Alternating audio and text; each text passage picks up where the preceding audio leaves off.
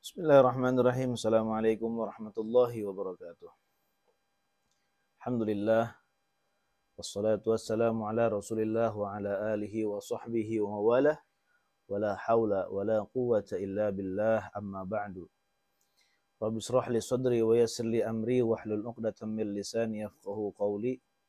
Allahumma anfa'na bima 'allamtana wa 'allimna ma yanfa'una. وزدنا علما ويقينا الحمد لله على كل حال ونعوذ بالله من حال أهل النار أما بعد. Para jamaah yang dirahmati Allah Subhanahu wa taala, alhamdulillah pada kesempatan ini kita masih bisa diberikan waktu oleh Allah Subhanahu wa taala nikmat iman, nikmat Islam, nikmat sehat wal afiat, sehingga kita masih bisa berkumpul, bertatap muka lagi, bersilaturahmi ya dalam kajian ini yang mudah-mudahan ada dalam ridha Allah Subhanahu wa taala. Juga mudah-mudahan kajian ini bisa bermanfaat untuk kita semua. Amin ya Allah ya rabbal alamin. Para jamaah yang dirahmati Allah Subhanahu wa taala, alhamdulillah kita masih berada di bulan suci Ramadan, tepatnya yaitu tanggal 13 Ramadan ya, puasa yang ke-13 hari. Alhamdulillah masih diberikan kekuatan, berikan hidayah sehingga kita bisa melaksanakan puasa di bulan Ramadan ini dengan penuh keimanan dan keyakinan. Dan tentunya kita semua mengharapkan hanya ridha Allah Subhanahu wa taala. Para jamaah yang dirahmati Allah Subhanahu wa taala, ketika berpuasa tentunya kita semua harus mengetahui hal-hal yang diharamkan. Ya, hal-hal yang bisa membatalkan puasa kita dari muncul terbit fajar sampai tenggelam matahari. Agar puasa kita bisa terjaga, kemudian sah, tidak batal, maka kita harus mengetahui perkara-perkara yang membatalkan puasa. Dan ikhwani rahimakumullah, selain perkara-perkara yang membatalkan puasa, yang diharamkan ketika berpuasa, kita juga ya dianjurkan untuk mengetahui hal-hal yang makruh, yang dimakruhkan ketika kita melaksanakan ibadah puasa. Karena ikhwan rahimakumullah, dengan kita melaksanakan hal-hal yang makruh, maka nilai puasa kita akan berkurang, atau bahkan mungkin puasa kita tidak ada nilainya sama sekali di sisi Allah Subhanahu wa taala. Oleh karena itu ikhwan rahimakumullah, sepantasnya lah kita mengetahui makruhatus shaum, atau perkara-perkara yang dimakruhkan ketika kita melaksanakan puasa. Nah, insya Allah pada kesempatan kali ini Al-Fakir akan membahas sedikit tentang perkara-perkara yang dimakruhkan ya ketika kita atau seseorang melaksanakan ibadah puasa.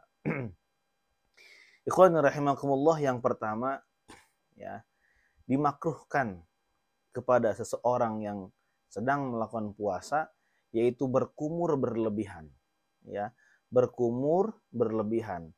Yang dikhawatirkan, ya, yang dikhawatirkan ada sedikit yang masuk, ya, bisa membatalkan puasa kita, ya, dengan sedikit, hanya sedikit saja yang masuk, maka puasa kita akan batal.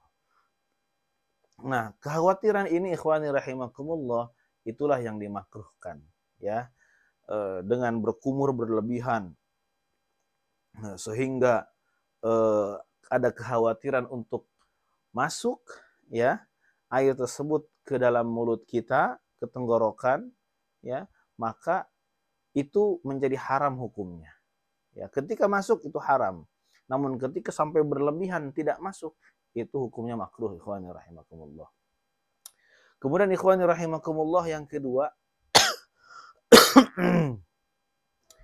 dimakruhkan juga untuk orang yang sedang berpuasa adalah memandang istri atau wanita lain ya atau wanita berlama-lama, ya, dengan nafsu mungkin ya, kalau dengan nafsu itu bisa diharamkan, ya. Apa? Dengan kita yang dimakruhkan itu ketika kita memandang istri kita atau wanita itu dapat membangkitkan hawa nafsu kita. Maka itu ikhwani rahimakumullah dimakruhkan dalam agama. Tidak boleh kita sampai ya melihat wanita atau melihat istri kita itu dengan berlama-lama, ikhwani rahimakumullah. Yang kedua, ikhwani rahimakumullah, yang dimakruhkan ketika kita melaksanakan ibadah puasa adalah melakukan bekam saat berpuasa. Nah, kalau kita ingin melakukan bekam, ya, maka hendaknya lebih baik kita melaksanakannya di malam hari. Karena hukumnya makruh apabila kita melakukan bekam di siang hari ketika kita berpuasa. Kenapa? Karena ada kekhawatiran. Ya, ada kekhawatiran dengan kita melakukan berbekam, tubuh kita menjadi lemas sehingga kita bisa batal puasanya. Nah, ini ikhwan rahimakumullah makruh. Namun ketika kita meyakini dengan bekam itu kita bisa lemas dan batal puasanya, itu hukumnya haram. Kemudian ikhwan rahimakumullah yang selanjutnya adalah menggibah, ya. Menggunjing seseorang, melakukan gibah, itu pun sama hukumnya makruh, ya. Hukumnya makruh saat kita melaksanakan ibadah puasa, ya, sehingga puasa kita menurun nilainya atau bahkan tidak ada nilai sama sekali di sisi Allah Subhanahu wa taala. Dengan melakukan gibah, menggunjing, itu puasa kita sah. Namun nilainya itu bisa berkurang atau bahkan mungkin tidak ada sama sekali di sisi Allah Subhanahu wa taala. Kemudian selanjutnya ikhwani rahimakumullah, perkara yang dimakruhkan ketika kita melaksanakan ibadah puasa adalah tidur berlebihan saat berpuasa. Ya,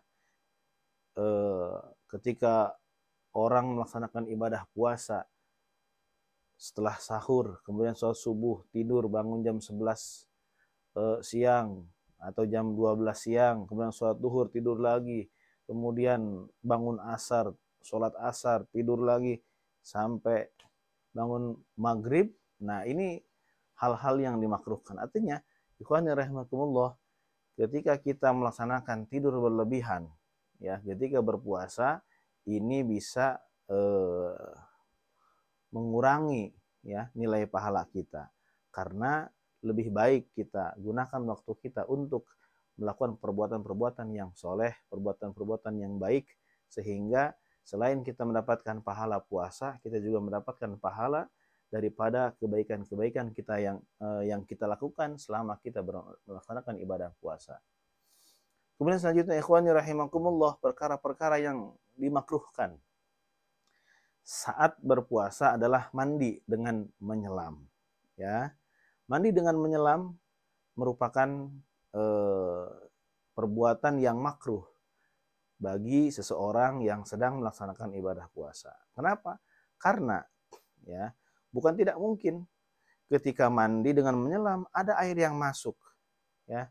Bisa lewat mulut, bisa lewat hidung, bisa lewat telinga, ya, atau bisa lewat lubang-lubang yang lainnya, ya. Sehingga apabila yakin, ya, ada yang masuk melalui lubang-lubang yang ada dalam tubuh kita, maka batal puasa kita. Nah, makanya ketika ada kekhawatiran batalnya puasa kita dengan menyelam, maka dihukumi makruh, ya, mandi dengan cara menyelam tersebut. Kemudian ikhwani rahimakumullah, selanjutnya adalah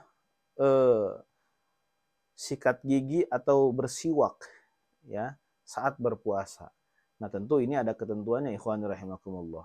Dimakruhkan ketika seorang yang sedang berpuasa melakukan gosok gigi atau melaksanakan siwak, ya, ketika berpuasa adalah ketika matahari, ya, sudah di atas, gitu, ya. mendekati zuhur, ya, lingsirnya matahari. Nah, ini dimakruhkan. Tapi kalau misalkan masih pagi atau subuh, nah ini tidak dimakruhkan, ikhwani rahimakumullah.